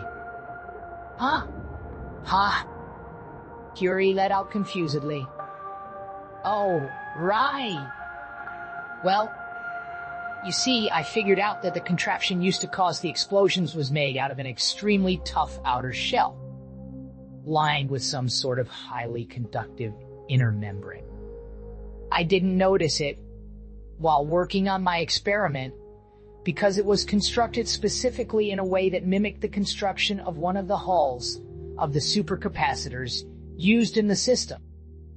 Of course, at the time of the experiment, with the system still attached to the external power source, the supercapacitors had not yet been built in, but the hull was still attached to the device to see if the heat would be able to damage it. However, at the time of the experiment, it had already been replaced with the explosive device, and the actual hull was curiously absent from the laboratory.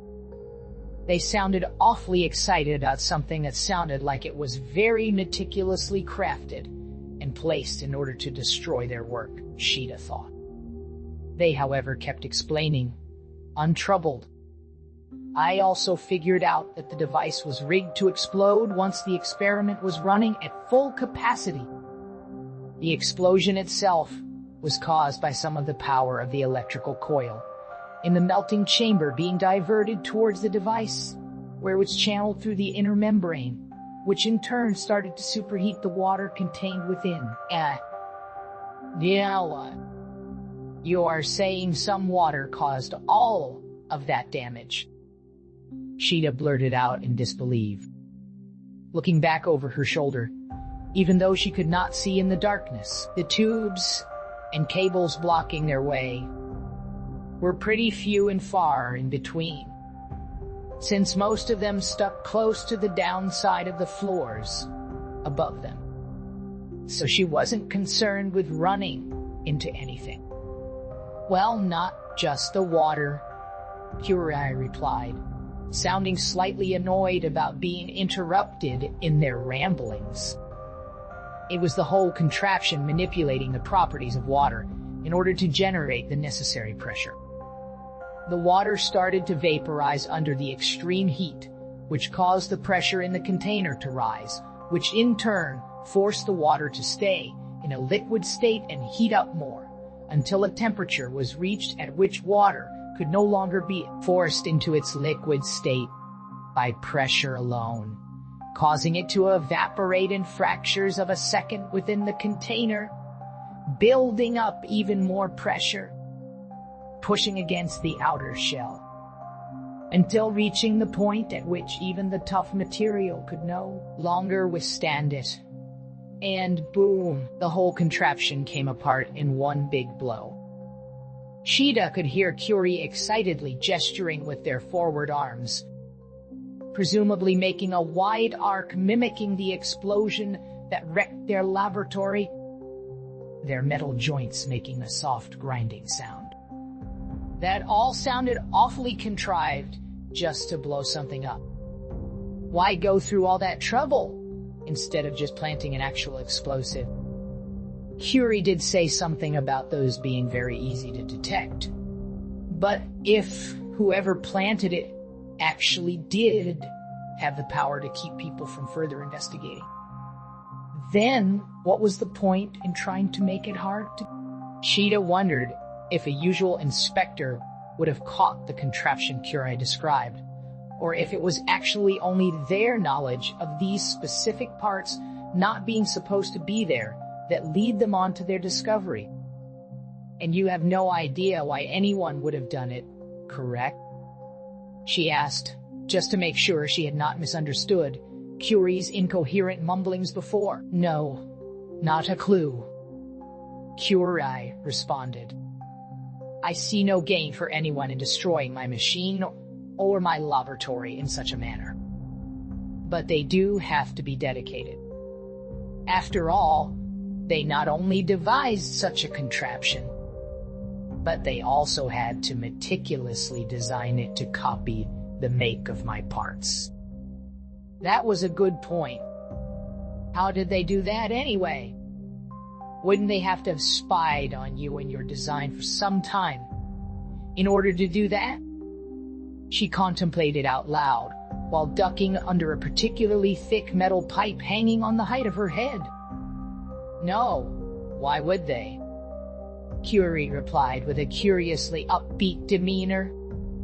The entirety of my work is recorded, logged, and freely accessible to anyone on the ship's computer system. I figured it would be better if anyone that could benefit from my work had the ability to easily do so. That did surprise Sheeta, if only because it was such a foreign concept for her. But it did explain how whoever made the device could design it to fit so well into their work that even Curie themselves did not realize it was there until it was too late. Even so, they did not reach any further conclusions about the reasoning behind the plot before they had once again reached the maintenance hatch